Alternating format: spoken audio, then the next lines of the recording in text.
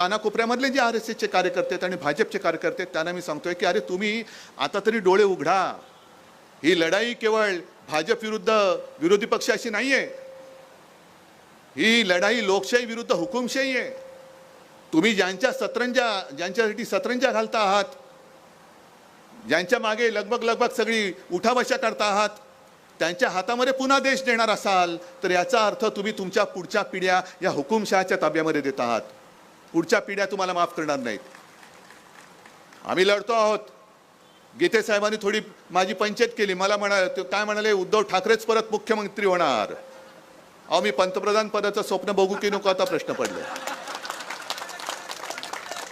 नाही, मला असं काही स्वप्न पडत नाही. ना मुख्यमंत्री पदाचं पडलं होतं, पंतप्रधान पदाचं स्वप्न तर स्वप्नातही स्वप्न पडत नाही मला. मला फक्त दिसतोय तो माझा देश, माझी भारत माता, माझी भारत माता.